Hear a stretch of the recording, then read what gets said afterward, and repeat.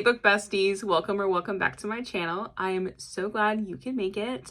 Can you tell I've been watching a lot of Madison Kate? I love that the book girlies that I'm watching on YouTube just become my personality. I am going to get into my monthly wrap up for the month of September. Strap in, grab a drink, grab a snack, because this might be a little bit of a long one.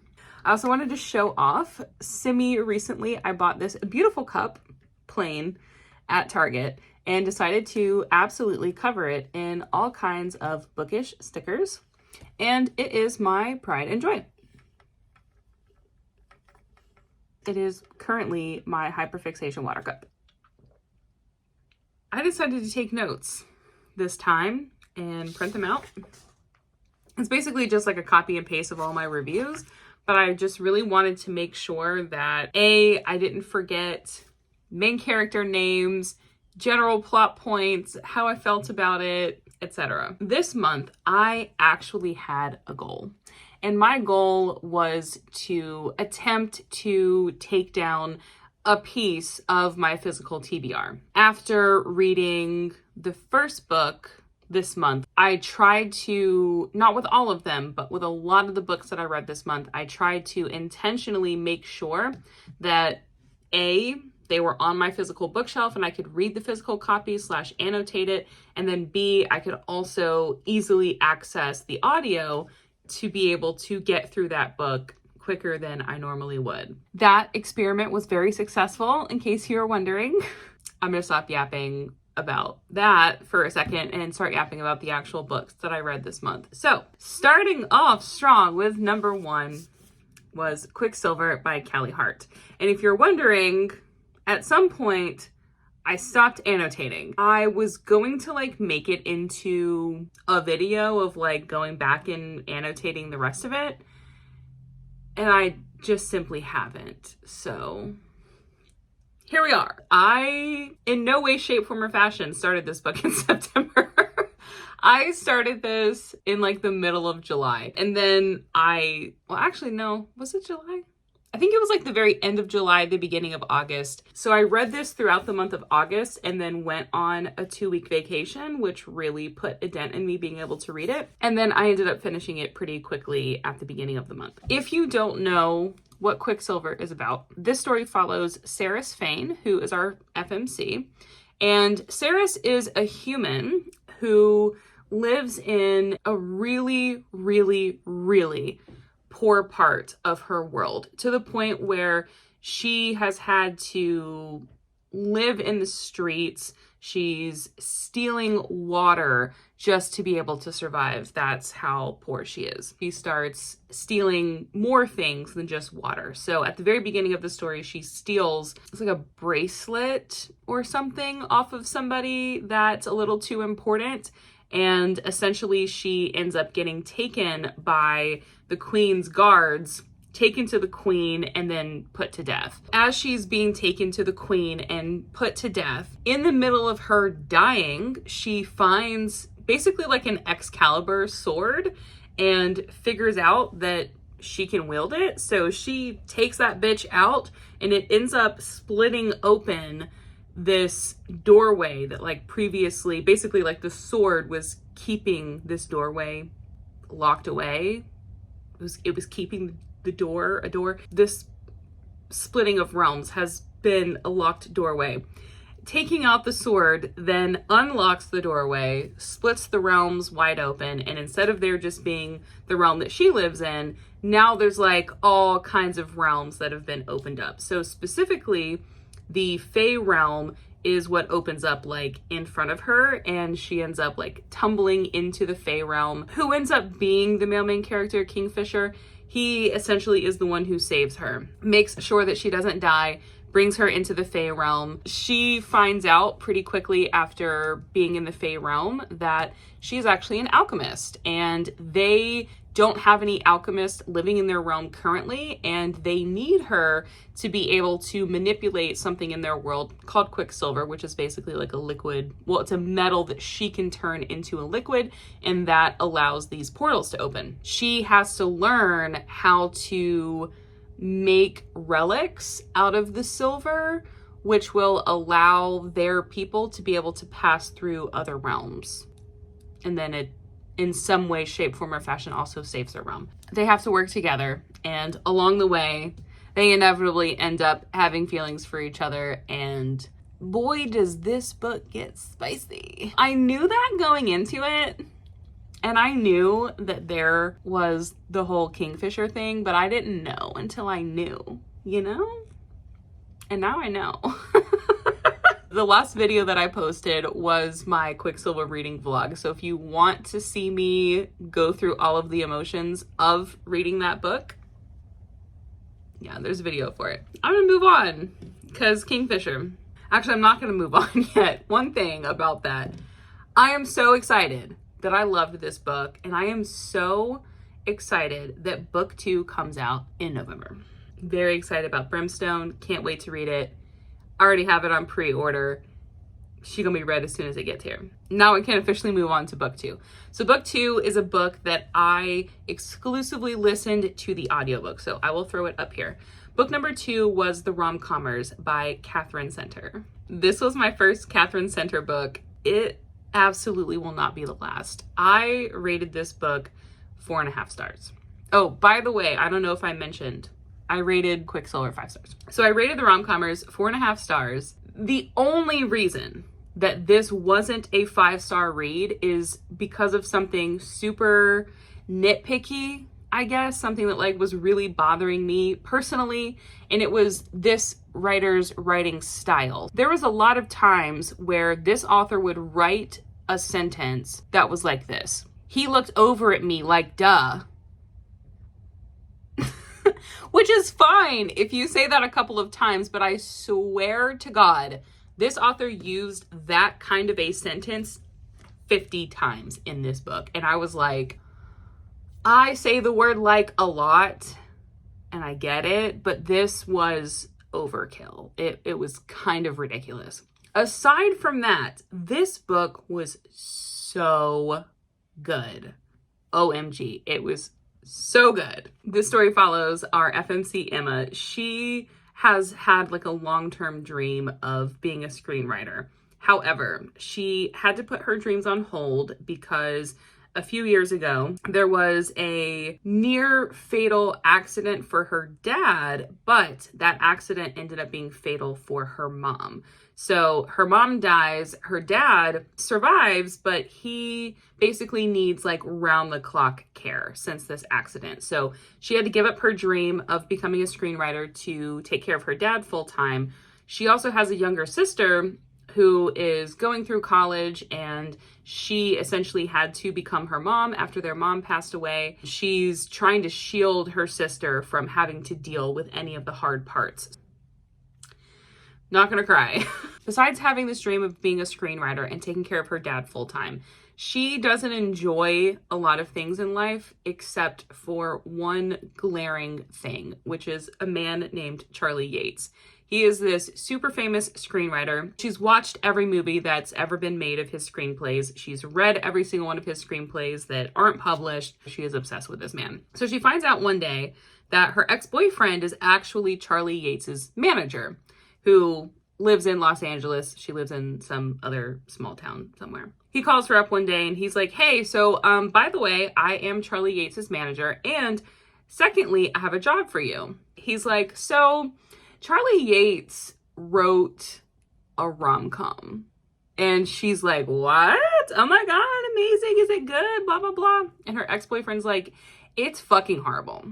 Like, it is earth-shatteringly horrible. If anyone reads this screenplay, the world will implode. The job that he gives her ends up being for her to work with Charlie and help him rewrite this rom-com script so that it is actually good and well enough to publish into a movie. The caveat is that Charlie has no idea about this plan. So when Emma and her ex-boyfriend show up at Charlie's house for said job to help him rewrite his screenplay, he's like, what do you mean? I didn't ask for this help. I don't need help with my screenplay. My screenplay is great. Somehow Emma ends up blurting out that, no, like, it's fucking terrible, bro. Like, you need some help. And he's like, okay, whatever, like, get the fuck off of my porch. Because she's in Los Angeles and she went there essentially thinking that she was going to have a job, her ex-boyfriend ends up convincing Charlie to let her stay with him just for the night. He's like, you know, let her stay there for the night. She'll go home tomorrow. No big deal. That's what happens. But when they spend the night together, he gets really curious about why she thinks his screenplay is so bad. He's basically like, so what if I hired you just for the night? And she's like, what the fuck do you mean? He's like, well, what if I hired you just to give me the feedback as to why my screenplay is so bad? You know, at least that will help pay for like your travel here and whatever. She agrees and she gives him the feedback. And he realizes very quickly that Emma knows her shit about rom-coms. And he's like, wait a second. I think you're right. I think my screenplay is really, really, really bad. And I do actually need your help. So he does end up hiring her full time and they rewrite the rom-com together over the course of the story, which is so cute. Oh my God. The things that he put in his version of the rom-com, whenever she's giving him the feedback, she's saying things like, you have a scene where the two characters just randomly fall on top of each other. That wouldn't happen in real life. And if it did, it certainly wouldn't be romantic. And you also have a scene where the main characters go line dancing. Line dancing isn't romantic. Like, have you ever been on a date? What is wrong with you? So over the course of the story, she takes him, or she has him do the things that are in his screenplay that she thinks are horrible and unromantic to prove to him how unromantic these things are. And every single time it backfires. And it does actually end up being romantic for them. So inevitably along the way, they end up falling in love and it's adorable. I absolutely loved this book. Moving on to book number 3. This I read on my Kindle.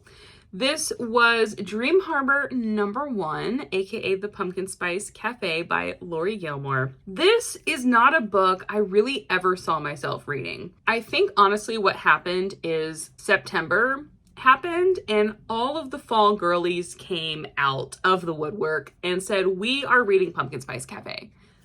Period. And I said, okay, I'm listening to the fall girlies. We're reading Pumpkin Spice Cafe. Everybody else is reading it during this time of the year. Why not? I felt like it would be a good palate cleanser in between Quicksilver. And then I had also like simultaneously started reading Fourth Wing. I needed a palate cleanser. I needed another book to read in the interim that was a lot lighter than Fourth Wing. I did read the Pumpkin Spice Cafe. Obviously, Amanda, that's why we're talking about it. Yeah, this book was strange. I don't really know what I was expecting, but I think my expectations were a little bit higher than they should have been because this book wasn't the greatest. I rated it 3 stars because it was fine. I read it. It kept me interested enough to finish it, but I didn't love it. I don't even know that I would say I liked it. It was fine. This story follows Jeannie, which is a FMC name that I freaking hate. My brain, while trying to read this book, kept trying to pronounce her name as Janine, and it was driving me absolutely insane. Jeannie is a horrible name for a female main character, in my opinion. It is spelled like blue jeans, Jeannie, not like genie in a bottle, but Jeanie. And my dyslexic brain was like Janine. This book follows Janine and Logan. Jeannie recently moved to the town of Dream Harbor because her aunt, who was the previous owner of the Pumpkin Spice Cafe, she recently retired and gave Jeannie her coffee shop and said, now it's your turn. On, I believe, like literally the first day that she's there, the local farmer in town, his name is Logan, he stops by to drop off some pumpkins and produce for the coffee shop. It just kind of goes from there. I don't really know what to say about the plot because there wasn't a lot going on. It was just a small town contemporary romance. Were the vibes there? Mostly, but it still just wasn't my favorite. So yeah. moving on. The next book that I read this month, I do have the book, and that is The Words by, it says A. Jade, but Ashley Jade. So I read The Words by Ashley Jade. This book is a rock star romance that follows a couple named Lennon and Phoenix. This book starts out with Lennon and Phoenix in high school. Lennon is smart, and she's also the fat girl. I say that being a fat girl, okay? Fat is not a bad word, it is a fact. Being the fat girl at school, she is essentially constantly bullied, ridiculed, just generally made to feel like absolute shit about herself. Phoenix is the cool, aloof, rocker alt boy at her high school. Phoenix is on the cusp of flunking out of school before they graduate. So one of his teachers tells Lennon that she needs to tutor him in order for him to pass and successfully graduate high school. So that's how they end up working together. When they first start talking to each other, Phoenix is like, hey, so I know that you have a crush on me, or you're like obsessed with me or whatever, but don't let your little crush interfere with us working together, because I don't like you like that. So he's a dick immediately. Ironically though, I think like after he realizes that she is actually helping him, he starts having feelings for her. They end up kissing, and that leads to him taking her virginity, but he didn't know that she was a virgin. He finds out, not in a great way, and is really not happy about it. Basically, after that, just kind of ghosts her, and then within a few days, she sees him with another girl, assumes that he just left her high and dry and started fucking somebody else. And of course, it's like the skinny, blonde, popular girl at school. So she feels really insecure about it, and they never speak again. They graduate, they go on about their business. Phoenix goes on to be a super, like mega rock star. He got famous off of stealing her song. Whenever they were getting close at the very beginning of the book, she disclosed to him that she writes songs. He heard it from her and decided to steal it and say that it was his. Strike number 2. So you were already a dick to her about feelings. No, this is strike number 3 already. So we're starting off strong with 3 strikes. You were not nice to this girl. You took her virginity and then ghosted her. And then you stole her song and got hella popular. Just know going into this, if you want to read it, it is wildly toxic. I haven't read Magnolia Parks yet, but I fear that it's on like the same level of toxicity. It was honestly a little hard to read, because as the reader with this kind of a story, you know it's going to have a happily ever after, so you know that the author is going to at least attempt to make the male main character redeemable, and she did, but it was rough. You spend 80% of this book going, how does she still like him? How is this the male main character? How in the world is his behavior going to become redeemable? However, Miss Ashley Jade knew what she was doing, and she did make Phoenix redeemable, but it was still rough, and I still think he's a dick, and she deserves better. Like I said, at the beginning, they start off in high school. That's a very brief part of the book. That's like the first 5%. And then it flashes in a couple of years into the future. Lennon is at home taking care of her dad, who is going through early onset dementia. Yeah, it's another one of those books. I don't want to cry. There's a lot of books that are out right now, that are popular right now, that include parents or someone close to the main characters who are experiencing dementia, and it is heartbreaking.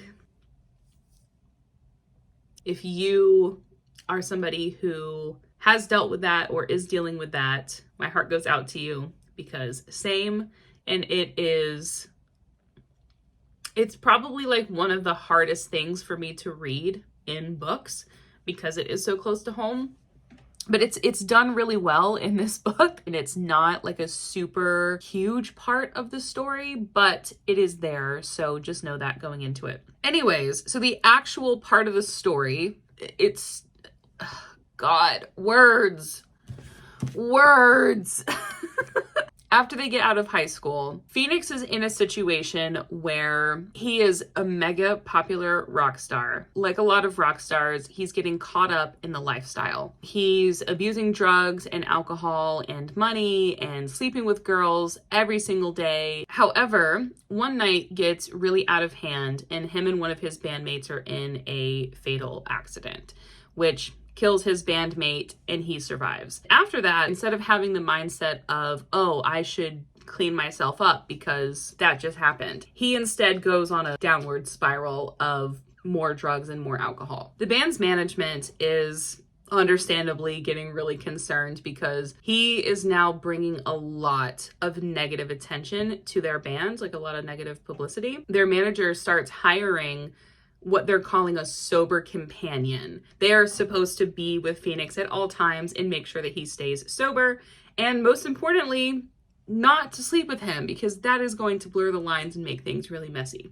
Well, every single person that they have hired, he has started sleeping with. Why they don't just hire a man is beyond me, but whatever. They're like, who could we hire that absolutely will not sleep with Phoenix, but will want to help him? Somehow, somebody finds out about Lennon and Phoenix's relationship from high school. They end up tracking her down and essentially giving her an offer that is extremely hard for her to refuse. She's desperate for money to help take care of her dad, ends up striking up a deal with the management team that I think like they're gonna pay her like $500,000 for being with him for like 8 weeks. Yeah, it's wild. That kind of starts their journey. So she ends up being his sober companion. And obviously at first she's like, we are strictly business. I don't want anything to do with you. I don't want to be friends with you. I don't want to ever have a relationship with you again. Here's the middle finger. She is understandably really not happy with him and kind of sets the boundaries right at the beginning. However, you learn pretty quickly that Phoenix still has feelings for her. Though he is trying to sleep with her and things like that, it does run a little bit deeper. He does mention in his point of view how he feels about her and whatnot. So you know that he's not just going after her for sex, but it's still a little rocky because of his past behavior. So she ends up helping him, and there's some interesting things that happen along the way that further your understanding of Phoenix's backstory. He ends up redeeming himself and they do end up happily ever after, and it's totally fine. The toxicity, I would say, tapers off around like the 50% mark. So like the first 50% is so toxic and you're like, girl, how are you still fucking with this man? But the second 50% is steady uphill. Fun times. That was interesting. I don't know if I even said it, but I rated it 4 stars. Moving on to the 5th book that I read this month. This was Once You're Mine by Morgan Bridges. She annotated. I guess maybe I should start with the synopsis before giving you my rating.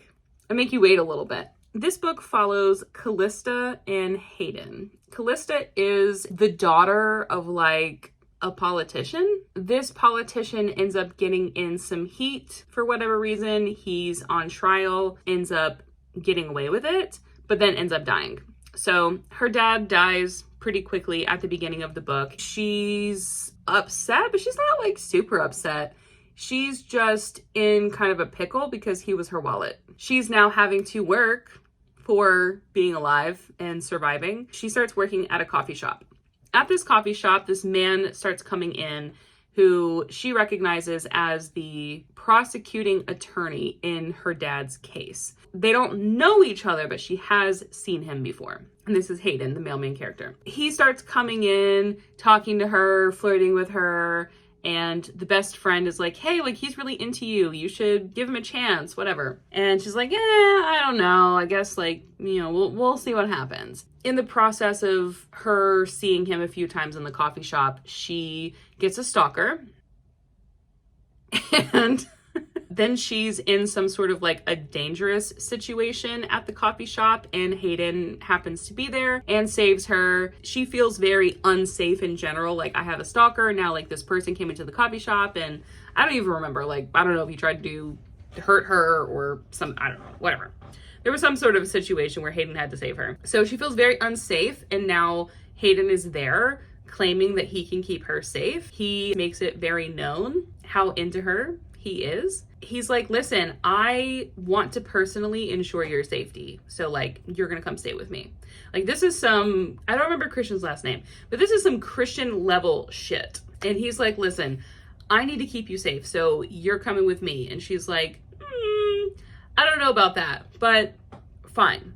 And so she goes and she stays with him, and he works his psychopath, obsessive, possessive male main character energy on her, and she falls for it, and they end up having feelings for each other. However, then she finds out who her stalker is, and she's really not happy about it. Then the book ends on a cliffhanger, and I still haven't picked up the second book because I have some thoughts about this one. It's not much, but I do have some thoughts about it. I rated this book 3 stars. And the reason is because this is heavily marketed as a stalker romance. And to me, there's not enough of the stalker element in this book for it to be considered a stalker romance. There's just not enough of it. And I was really disappointed because your girl loves a stalker, okay? In books. Disclaimer, in books, your girl loves a stalker. I was just really disappointed how little of that was actually in here. However, as I showed you at the beginning, she's heavily annotated. Hayden was hot. He said some hot stuff, okay? We'll just leave it at that. But she was still 3 stars. The next book that I read this month was on Kindle, and this was another palette cleanser kind of a book that I wanted in between some of the heavier things that I was reading. And I was also wanting to read something that was similar to the Pumpkin Spice Cafe, but hopefully better, which I ended up finding, and it was great. This next book was Leafwood Falls #1 and is called The Next Chapter Bookshop by Brooke, Skie. So I did rate this book 3.5, 4 stars, because you can do quarter and half increments on Fable, but you can only do solid numbers on Goodreads. So I rated it 3.5 stars on Fable, but rounded up to 4 stars on Goodreads. This book follows our FMC named Charlie. It is a single point of view, and there is not a determined male main character. It's kind of a love triangle, but I don't even want to call it that because it's done so poorly that it doesn't even matter. That was one of the things that kept me from rating this book 4 stars, because I went into this thinking it was a romance, and it's not. So let me just put that out there. If you're thinking about reading this book, it's not a romance book. It is a book that happens to have a little bit of romance in it, but it is not a romance. First of all, that's where it differs from Pumpkin Spice Cafe. Pumpkin Spice Cafe is a contemporary romance book. This is not. The romance is a very, very small part of it. When I first started reading this book, I was obsessed. The first 60 pages were giving 5 stars. It unfortunately did taper off a little bit for me. It was still really, really good. This book had me laughing out loud. The author of this book, she can write. She's absolutely hysterical. She's a great storyteller, but this was really giving my first book, just in the sense of there were things that were repeated or explained a little too much. You're not trusting the reader to understand what you're saying. Like I said, the romance part was, girl, what was that?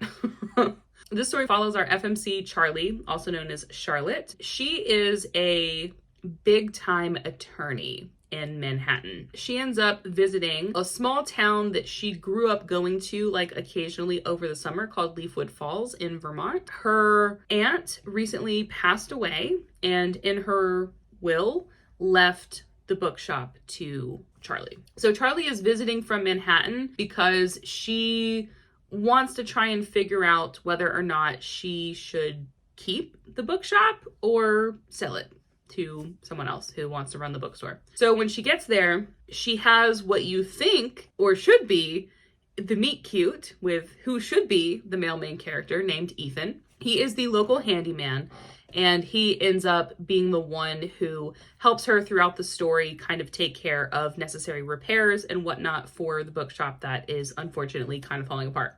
she finds out pretty quickly that the way that her aunt was running this bookshop is quite eccentric. It's not necessarily a profitable bookstore, but the people in the town rely on this bookstore because it has some sort of like magical realism to it where books will randomly fall off the shelf and open to a specific page with a randomly highlighted sentence that means something to the person who found it. It gives the bookkeepers the ability to recommend the specific books that the person needs exactly at that time when they're asking for it. That part of it is super cool, absolutely wonderful.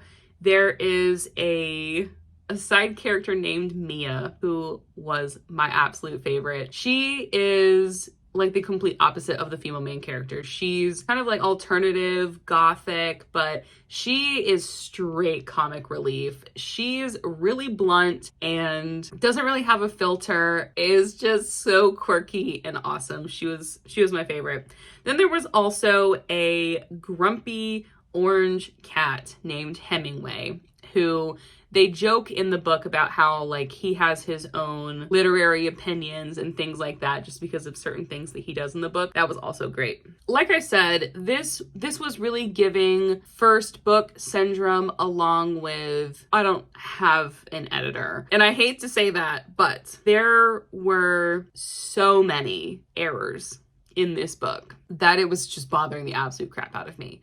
If y'all don't know, editing is something that I dabble in on the side for authors. For me personally, it is painful when I read a book that has, I know it's independently published, but it is out there in the world for people to read on Kindle Unlimited, and it has this many errors. Brooke, Skie, if you're watching this video, hi, hello, you can hire me. I will edit your books. There were so many, like, yes, there were grammatical errors, but that was like the least of the concerns. The concerns were there are so many punctuational errors. There are so many times where there's just not quotation marks to end dialogue. And you're like, are they done talking? Is this next part of what they were saying? Like, what is going on? Thankfully, the context clues help you for the most part, but it still was painful for me to read a book that has probably like 30 plus punctuational errors. However, it was very good, and I would absolutely recommend giving this book and this author a chance because she came up with just a wonderful story. It was heartwarming. It's very Hallmark coded.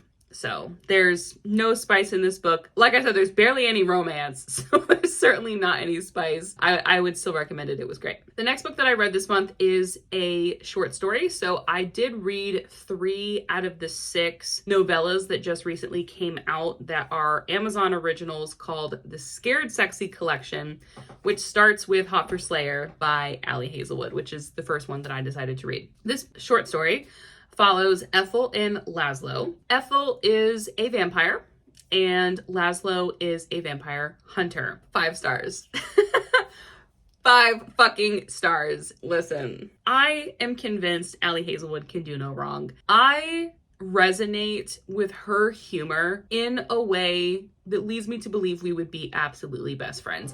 I fucking love Ali Hazelwood's crazy ass writing. It is just like no author I've ever read from ever. It's pure magic. They're not supposed to have feelings for each other because they are vampire hunter. Laszlo has kind of been chasing Ethel over the last century or so. They end up in New York City one night and something ends up happening to Laszlo where he like hits his head on something really hard to the point where he gets amnesia. So he's standing with Ethel and he's like, so who are you? And she's like, what do you mean? Who am I? You know exactly who I am. And he's like, no, actually, I don't. I don't even know who am I? And she's like, what? This is great. So she starts fucking with him and she tells him that he works in pest control.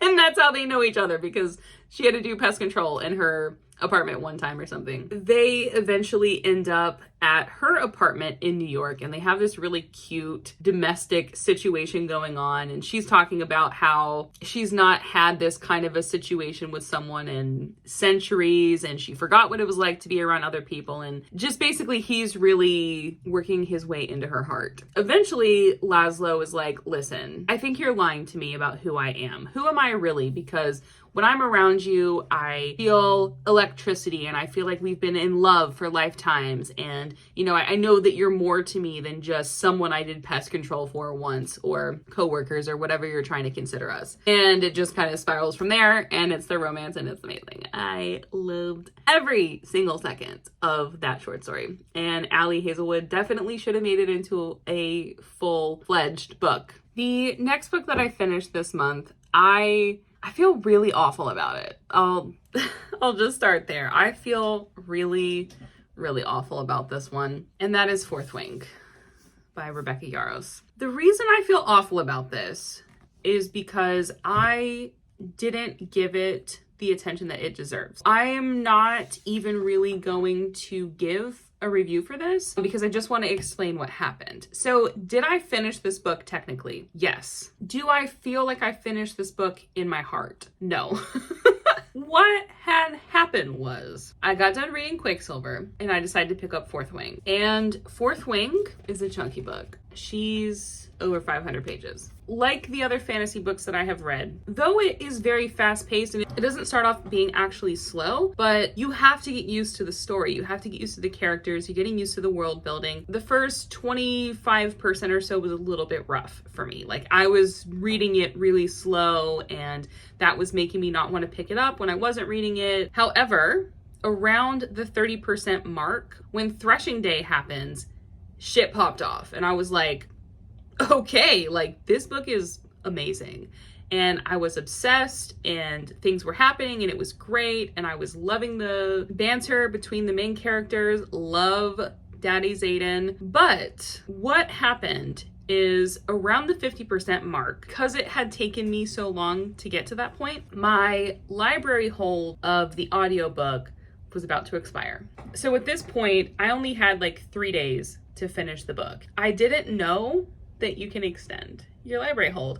I also didn't know that as soon as I returned it, the library was going to say there was no fucking hold for the book, because it took me like 6 weeks to gain access to it the first time. So in my mind, this was life or death. You have to finish this book or you're going to die. Like, I got put on the parapet and they were like, you got to finish this book now.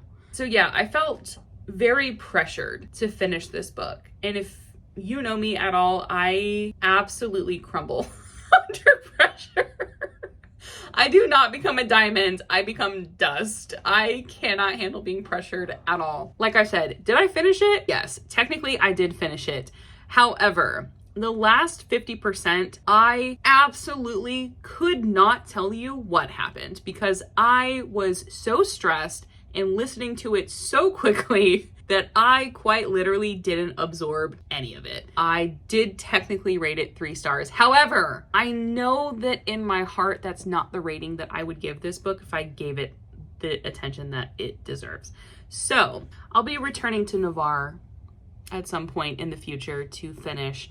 There was like another element to this. I got so in my head while I was reading this book because this is like a universally well-loved book. However, book 2 is a universally hated book. So the whole time I was thinking, what is the point in me putting in the effort to read this book when I'm either A, going to want to read the second book and it absolutely sucked, which might put me into a reading slump, or like I could just finish this and not read the second book. I don't know. I just felt like what's the point in putting in the effort and caring about this if the second book is just gonna like ruin it for me? I have, however, since saw people that I trust their opinions of, Madison Kate, and she loved Iron Flame.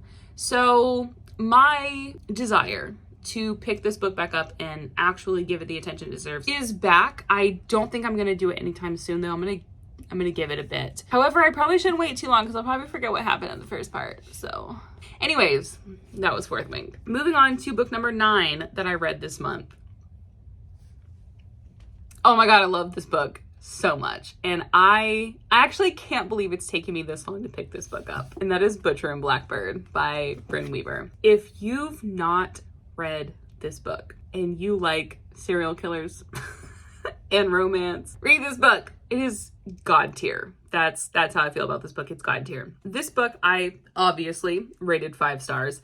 This follows Sloane and Rowan. So Sloane and Rowan are both serial killers. They go after people who are bad. They're vigilante serial killers, if that makes it better for you. Their meet cute is very interesting. Sloane, aka Blackbird, she finds herself in kind of a pickle. She's in a cage with a dead body. TW, if you don't like or can't handle gore, definitely don't read this book. It's pretty gruesome. So it starts out with her being in a cage with a dead body, and Rowan, aka Butcher, he happens to show up at the same place because he was also after the serial killer that she was after. So he ends up being there, he ends up saving her and getting her out of this cage. And they strike up this really bantery, hilarious friendship at first. They essentially decide that every year they are going to play a killing game where they have 7 days to locate a random target. They have to find the target. They have to kill them. And if they win, I guess like they just get bragging rights, right? This is literally the prologue, so it's not a spoiler or anything. But it says Butcher and Blackbird, annual August showdown, 7 days, tiebreaker by rock, paper, scissors, best of 5, winner takes the forest phantom. They decide to play this game. So after they meet for the first time, they're separated for about a year. In this year, separately, they can't stop thinking about each other. But at that point, it's just a friendship. They're just curious to see where things are gonna go. Rowan in his normal life is a chef.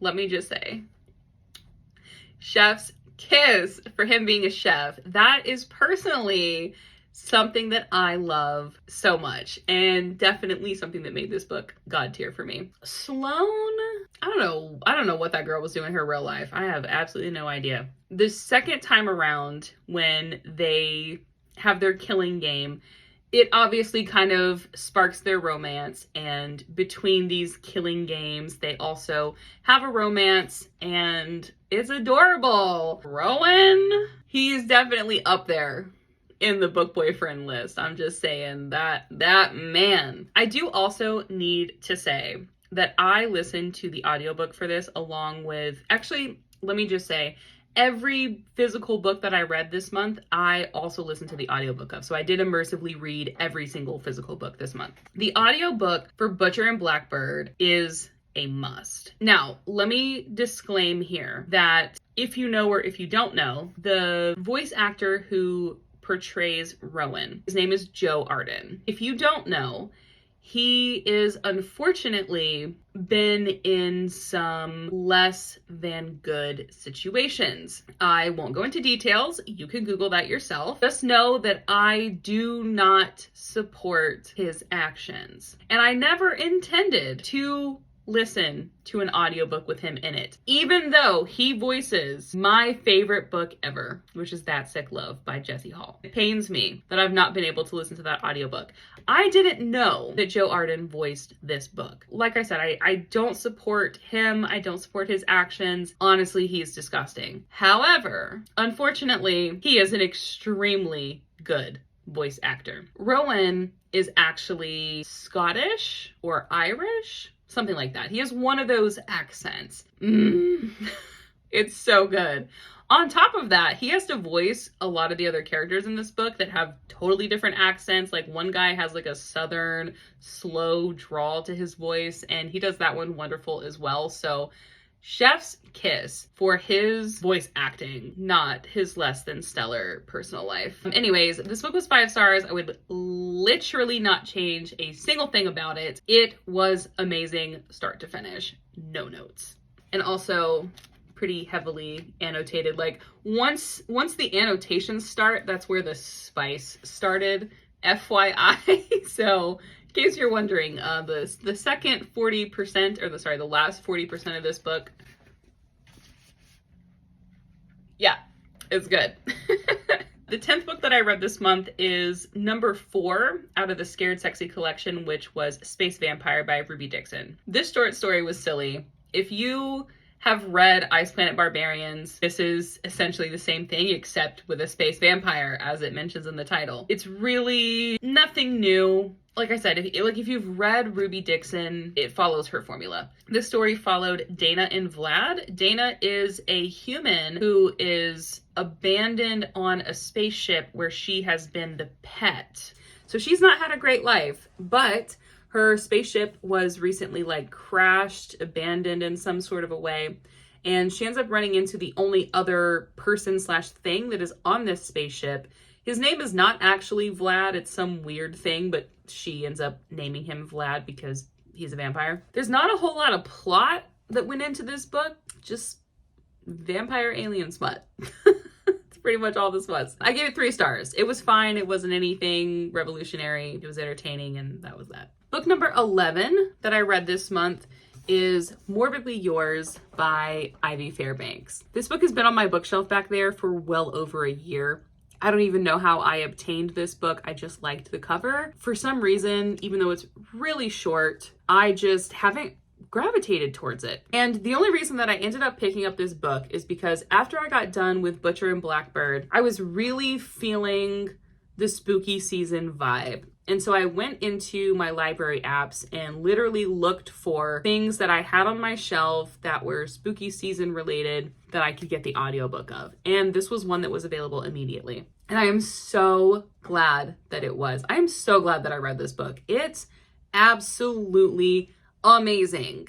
I didn't rate it 5 stars because I didn't get the 5-star feeling, but it was pretty dang close. I rated it 4 stars. It could probably be bumped up to 4.5. This book follows Lark and Callum. This is also another one, again, where I listened to the audiobook, and the male main character is Irish.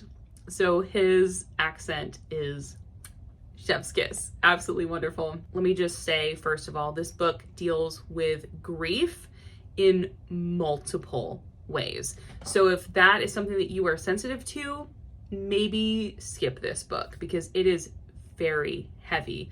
I mean, it's not heavy, but the themes are heavy. It starts off with Lark. She's moved to Ireland because she's accepted an animation job there, but she's essentially running away from where she's from in Texas because her husband died semi-recently and she feels like she's at fault for it. Her ex-best friend was her husband's sister, also a co-worker, and she said some pretty hurtful stuff at her husband's funeral, like it was her fault, and it kind of ruined the town, her workplace, etc. So she's just been kind of itching to get away. So she accepts an animation job all the way in Ireland. Well, when she gets there, she doesn't realize that she accidentally moved in next door to a funeral home.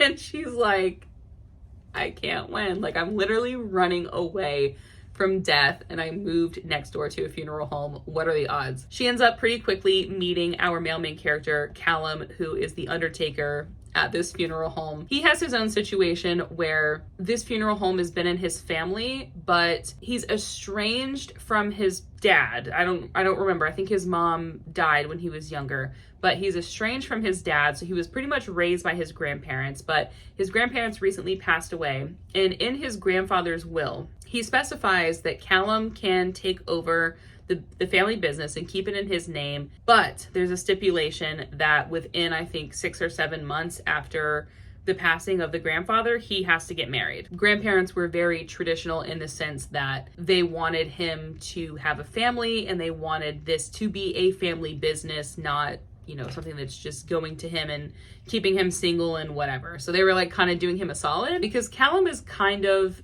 an awkward shut-in. So if it wasn't for this push of you have to get married in order to keep the family business, he probably would have stayed single for the rest of his life because that was just his personality. He is the grump. Lark is the sunshiny personality in this story. They fit together so perfectly. It is absolutely adorable. So kind of over the span of the story, what you think is going to happen doesn't really happen. So like once I realized that it was going to be like a marriage of convenience trope, I was like, oh, I see where this is going. But that's not what happened at all. The female main character was like, it's not really an option for him to ask me to marry him because of what happened with her husband, she's really put off from ever getting married again. She's like, absolutely not.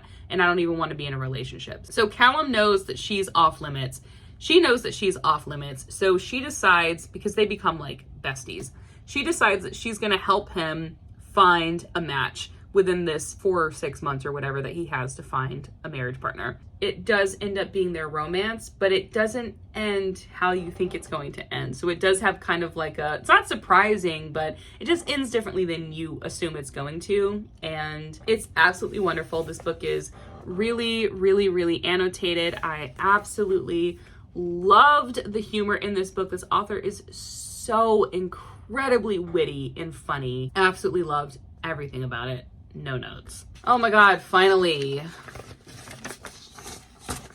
Book number 12 that I read this month was number 3 out of the Scared Sexy collection of short stories, and this was Spicy Little Curses by J.T. Geisinger. Let me preface this by saying this was the first book I ever read by this author, and I'm really undecided if I want to give their other books a chance because this was interesting. I rated this 2 stars on Goodreads, 2.5 stars on Fable, which was really disappointing because here's the thing. The actual story that was going on here was very interesting. It had me hooked from the beginning. This follows Petra and Dax. Petra is a journalist who ends up going to New Orleans to write a story about something spooky that's going on there. And she runs into Dax, who is a tattoo artist, but he also is like covered in tattoos, but they're magical tattoos. So they like move and transfer and all that kind of stuff.